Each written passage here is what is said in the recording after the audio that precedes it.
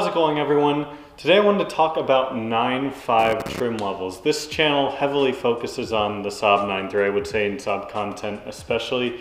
And I did a video in the past talking about Saab 9.3 trim levels, kind of going through what they all mean, what years they were offered, etc., etc. A lot of Saab newbies found that very informative, and I've got a lot of requests to do the same thing for the 9.5, so that's what we're going to do today. I do want to start off by mentioning a couple things. First off, this video is focused specifically on the US market. I know other markets, like in Europe, for example, had plenty of different engine options and some different trim names, things like that. But this is solely going to be focused on America. You might also notice my bright pink shirt. This was sent to me from a subscriber in Ireland who also happened to send me a license plate for my future license plate wall, which if I keep filming videos like this, there'll probably have to be that wall back there.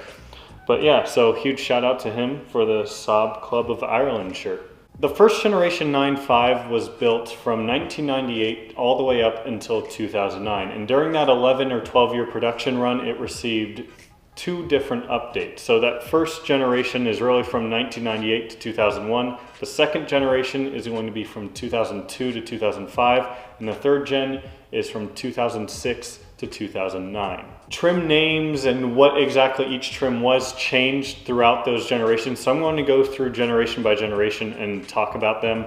But to start off, there were really three major trims, especially with the 9.3, but also especially in the early 9.5s as well. First off, you had the linear. This was your base model, cheapest option 9.5, usually came with a little bit of a less powerful engine, less features, things like that, your typical base model car.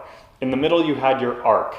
Your Arc was the luxury trim, which usually came with nicer seats. Sometimes it usually came with a more powerful engine as well. Again, this is kind of depends on the year. It's weird. It even came with a completely different engine in a certain generation, which I'll talk about in a minute.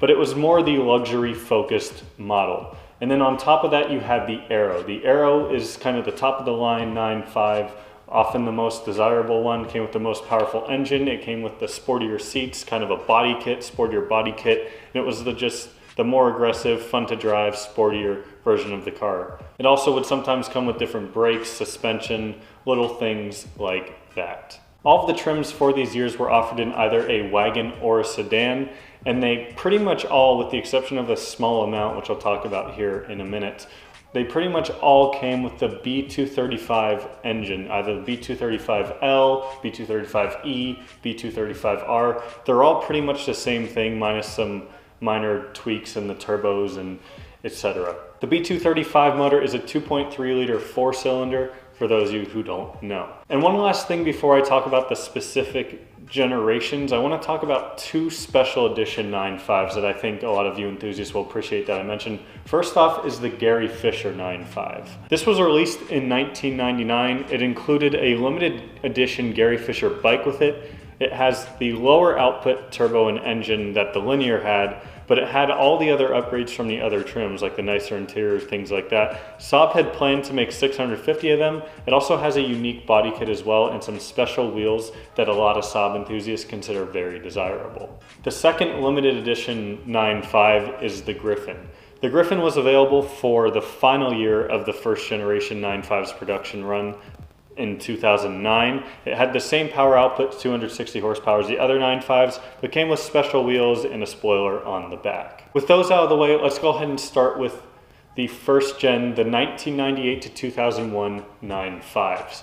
The first gen 9.5s were offered in either a 4-speed automatic or a 5-speed manual. The base model, as they called it, which would essentially be the Linear, came with a 2.3 liter low pressure turbo, 4-cylinder, 175 horsepower. It often had cloth or leather interior, and it was most of that accessory equipment like heated seats, things like that, were considered options. Second was the SE. The SE was kind of like the Arc, that middle trim level, and it came with a 3 liter V6 engine, which is a very rare engine in these 9.5s. It was only offered in these early years, and it wasn't a very good motor. Now, some people say they're good, but compared to the B235, the B308, as it's called, is just not nearly as reliable, as good power-wise. as the B235 was. Then at the top of the food chain for that first gen was the Aero. This came with a 2.3 liter high output turbo, 235 horsepower, and oddly enough, it could outperform the 911, the Porsche 911 Turbo from the same time. It could outperform that car from 40 miles an hour to 90 miles an hour. Just crazy to think about that.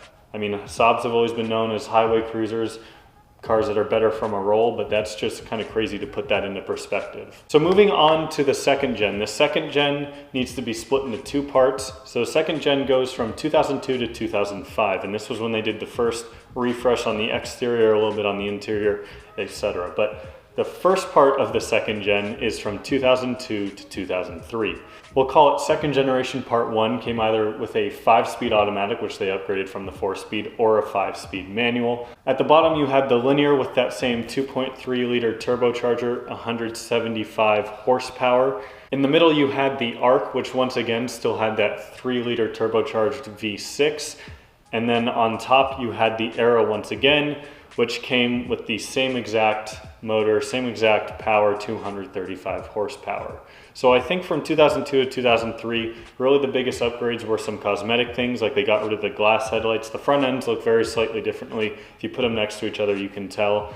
And they also upgraded to a 5-speed automatic versus the 4-speed. Second gen part two, which is from 2004 to 2005, these are often considered the best years of the 9.5. That came again, either 5-speed auto or 5-speed manual. Your linear got a power bump up to about 190 horsepower, still the base model though. In the middle you had the Arc, which instead of the 3 liter V6, they finally ditched that and they went with the B235. They went with a 220 horsepower version of that, although mechanically came with the same turbo that the Aero did, whereas the linear had the low pressure turbo, which was just a smaller turbo, not capable of as much power. And on top of that is my favorite 9.5, personally, a lot of people's favorite 9.5.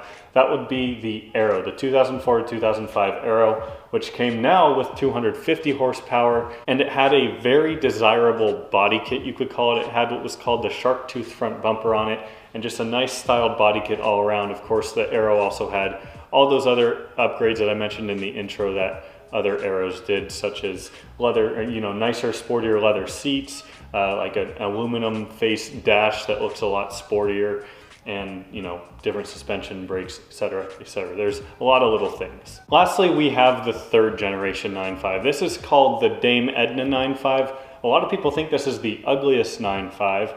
I would tend to agree, although I owned a 2006 9.5 wagon and I loved it. This, similar to all the other 9.5s though, came with a 5-speed manual or a 5-speed automatic. Now with all 9.5s, automatics were much more popular than the manuals, just because it's a bigger luxury sedan. So it is a little bit harder to find a manual if you're looking for a manual. But they got rid of the linear, the Arc, they got rid of those two, and they just called it the 9.5 2.3T. And that came with 260 horsepower, so pretty good power bump. That makes even more power than the last generation's Aero did. And it just came with everything that the Arc would in the past, your leather seats, nothing, it wasn't the sporty trim, it was just kind of the base trim technically. And then on top of that, you had the 9.5 Aero, which same power output, 260 horsepower, so mechanically it was exactly the same. It did come with the Aero interior though, so nicer seats. Stylistically though, there wasn't really a whole lot different between the 2.3T and the Aero. So just to wrap that up once again, it's a little bit more complex than the 9.3 trim video, and that's kind of why I put off making this specific trim level explanation for a bit of time, because I wanted to figure out a proper way to do it and try and explain it in a way that doesn't just sound like I'm lecturing and putting people to sleep. But hopefully you guys enjoyed this video. Hopefully you learned more from it. If I did miss any information, let me know down below in the comments so both myself and everyone else watching can learn. I'm sure there were a couple like limited, weird, special editions that I missed as well, but the Gary Fisher and the Griffin are the two most common, and common being a relative term because they're not really common at all. But if you enjoyed the video, be sure to give it a thumbs up. Thank you all so much for watching, your continued support, and I'll see you next time.